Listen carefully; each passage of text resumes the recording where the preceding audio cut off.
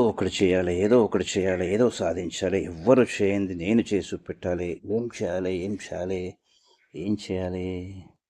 ఏదో ఒకటైతే ఖచ్చితంగా చేయాలి, చేయాలి, చేయాలి, ఏదో ఒకటి చేయాలి. అరే, ఏం చేస్తారు సార్? ఈ వయసులో మంచి మంచి వాళ్ళే ఏం చేయలేకపోతున్నారు. ఇప్పుడు మీరేం చేస్తారు సార్? అది కాని పని సార్.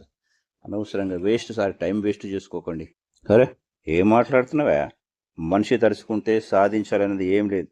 వయసు కాదు, మనసు పెట్టి చెయ్యి, శ్రద్ధగా చెయ్యి, నమ్మకంగా చెయ్యి. ఎందుకు సాధించావో నిన్ను నువ్వే ప్రశ్నించుకో. అంతేగాని నా నుంచి ఏమవుతుంది, నాకంటే తురుముకాలున్నారు అని నువ్వు కించపరుచుకొని తక్కువ అంచనా వేసుకోకు. సరేనా? మనిషి సాధించలేనిది ఏది లేదు, తలుచుకోవాలి ముఖ్యంగా, అంతే. ఇదులతో ఏమో సార్, ఇవన్నీ చెప్పటానికే బాగుంటాయి, కానీ చేద్దామంటేనే సాధ్యం కాదు సార్.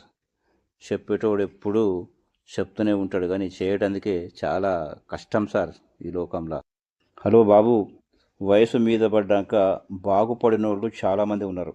నాకు తెలియదు కానీ చెప్పంగా విన్నా. వాస్తవమే.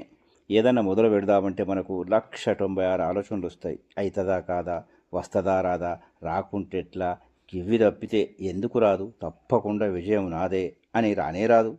ఎప్పుడైతే మంచి ఆలోచనలు వస్తాయో అప్పుడే నీకు అంతా శుభం జరుగుతుంది. కనుక దేవుని మీద భారం వేయి, అంత ప్రారంభించు, అంతా శుభమే జరుగుతుంది నీకు.